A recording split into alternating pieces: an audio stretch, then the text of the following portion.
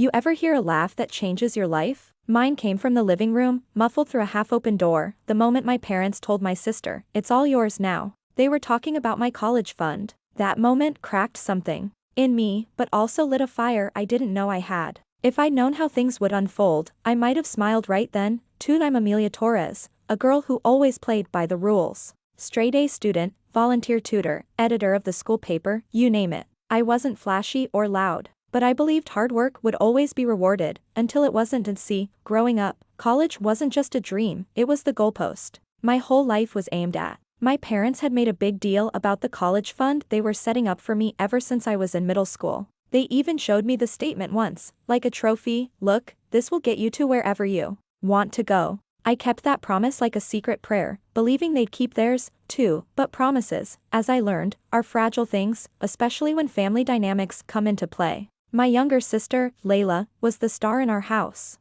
The dancer. The performer. The one with the social media following and a constant stream of likes, comments, and validation. I loved her, truly. But the balance between us was always skewed, and I didn't realize how much until senior year rolled around. When I got my acceptance letter to the prestigious Hillsworth University, the dream school, it felt like the culmination of everything. The years of late nights, the missed parties, the sacrifice. I ran downstairs, letter in hand, heart pounding. I expected celebration. Maybe even tears of joy. What I got was silence. My mother read the letter, gave a polite smile, and said, "That's wonderful, sweetie. We'll talk about it later." My dad barely looked up from his laptop. Layla, lounging on the couch with her phone, didn't even blink. Something was off. I felt it in my gut. Later came that evening. My parents sat me down, and I'll never forget the words my dad used. "We've had to reallocate the college fund. Layla's dance academy costs more than we anticipated. She has real potential, Mia.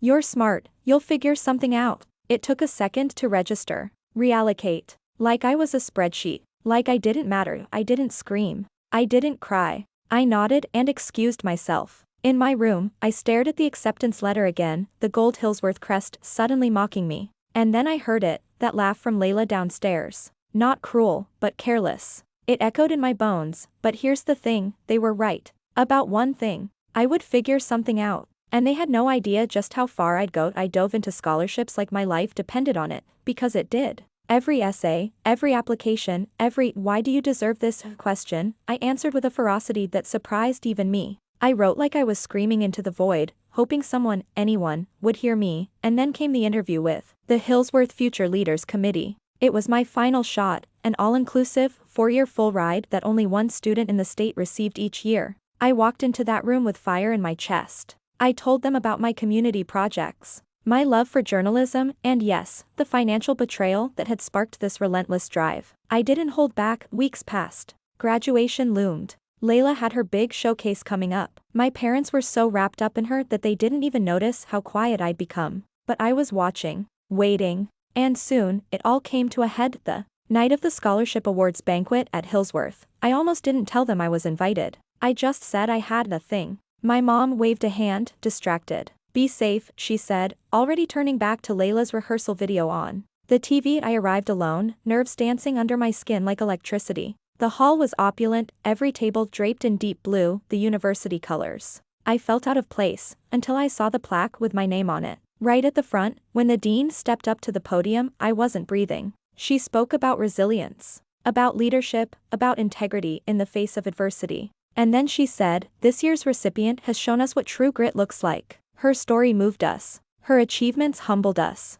Please welcome Amelia Torres. The applause thundered, but all I could hear was the silence I'd endured for months. I stood, walked up, shook the dean's hand, and took the scholarship letter with trembling fingers. Full ride, tuition, room, board, books, all of it, and, for a brief, gleaming moment, I felt weightless. But the best part? That came when I walked into the house later that night. I placed the scholarship letter on the kitchen table like a mic drop. My parents were sitting there, sipping wine. Layla was scrolling on her phone. "What's this?" my dad asked, picking it up. "Just thought you should see it," I said, voice even damn. Why mom read it aloud. Slowly, her mouth fell open. This is a full ride to Hillsworth?" I nodded. "Guess I figured something out." Layla frowned. "Wait, you're going to Hillsworth? I thought you couldn't afford it." I smiled. Well, lucky for you, I didn't need the fund after all. The room fell into a stunned silence, the kind you want to bottle up and sip like champagne.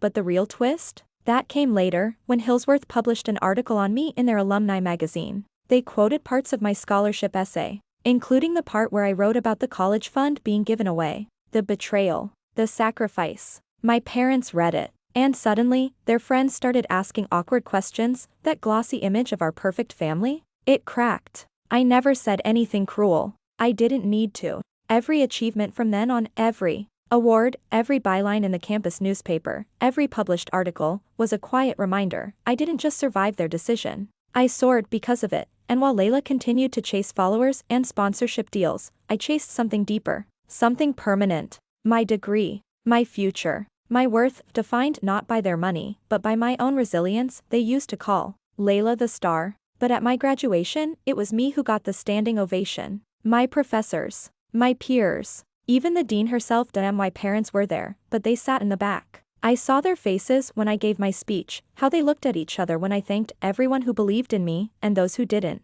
My mom's hands twisted around the edge of the program, and my dad stared straight ahead like the words weren't meant for him, but they were. Every single one. After the ceremony, a local journalist approached me with a camera crew. "You're the scholarship recipient who wrote that viral essay, right?" she asked. "Would you mind doing a quick interview?" Before I could say anything, my mom stepped forward, smiling brightly. "We're just so proud of our daughter," she said, already positioning herself next to me like she'd been part of the journey. The journalist gave her a polite nod but looked back at me. "Actually, I'd love to hear your story, Amelia." I nodded slowly and turned toward the camera. This time, I didn't sugarcoat anything. I talked about growing up believing my path was already paved. About the sting of hearing that the money meant for me had been rerouted. About how I worked 2 part-time jobs and wrote over 50 scholarship essays while my family focused on dance recitals and Instagram milestones. I didn't mention Layla's name, but the message was unmistakable. Damn, my parents stood frozen. I think that was the first time they realized the story was no longer theirs to edit. For a while, I didn't hear from Layla.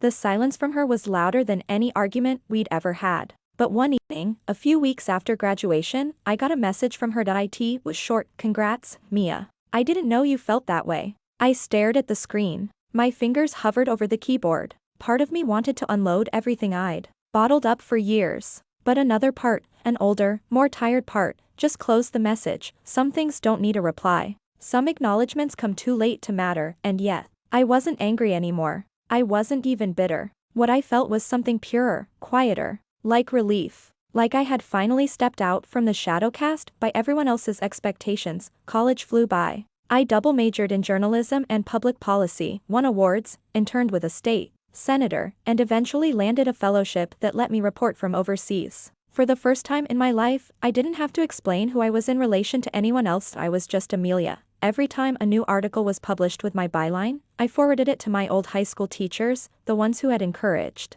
me even when my own family didn't. And yes, sometimes I saw the views from my hometown spike when a big feature ran. I knew my parents were reading. I never stopped them. One article in particular, a personal essay I wrote about educational inequality, blew up. It was picked up by a national outlet, shared widely, and even cited in a policy paper. The headline? "They gave my sister my college fund. I got a full scholarship. This is what inequality looks like." I knew it would hurt them. But it wasn't about revenge. It was about truth. A truth that had echoed through my teen years, shaped my work ethic, sharpened my voice. A truth that other young women had lived, too. When I opened my inbox the next morning, it was flooded with emails from readers who saw themselves in me, and that's when it hit me. My story wasn't just mine anymore. A few weeks later, my phone buzzed. A message from a number I hadn't saved, though I recognized it immediately. "Dad, I read your article. We didn't realize. We're sorry." Short, awkward,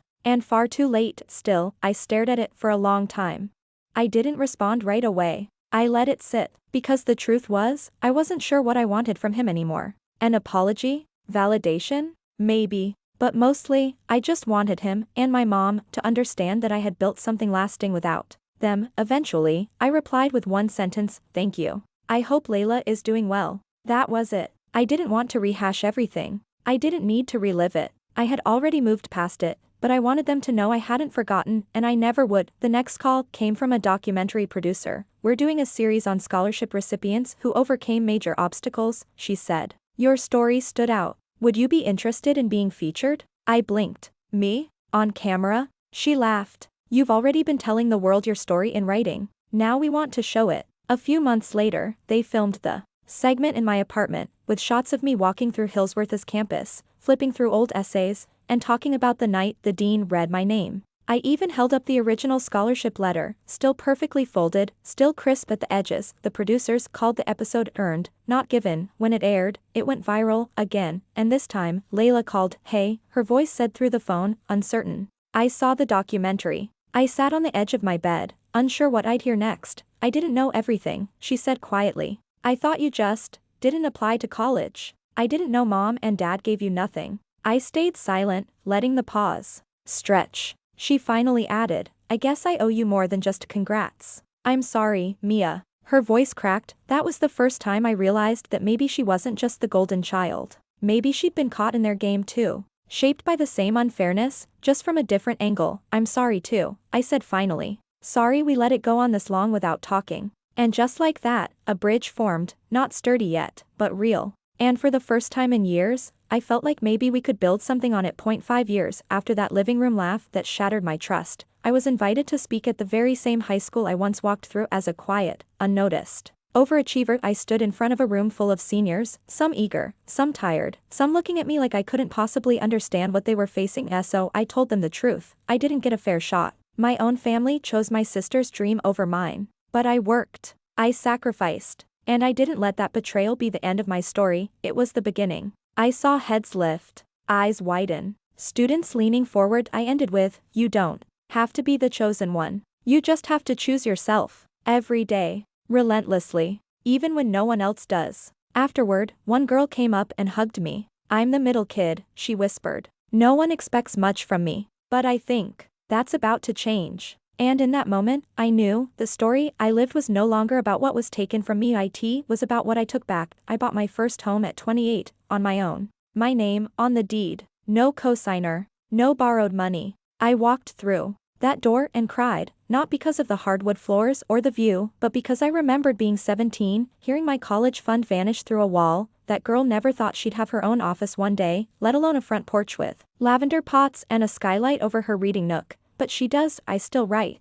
still speak, still tell stories, mine and others. And every time I do, I honor that girl who once stared at an acceptance letter with no money and no support, only to rise anyway. I even started a mentorship program, small at first, matching first-gen college applicants with scholarship coaches and essay editors. It's called Second Sunrise. Because sometimes, your first chance gets stolen. But that doesn't mean the light's gone for good. What surprised me the most, though, was how many of the girls who signed up shared a version of the same story. My brother got the support. My sister got the savings account. I was just expected to figure it out. That pattern, so personal to me for so long, was everywhere. And in telling my truth, I'd given others permission to do the same. Still, there was one part of the story I hadn't written yet. The year after Second Sunrise launched, Hillsworth invited me back, not just as a speaker this time, but as a panelist on their admissions advisory board. It was a symbolic full-circle moment, but more than that, it meant I now had influence.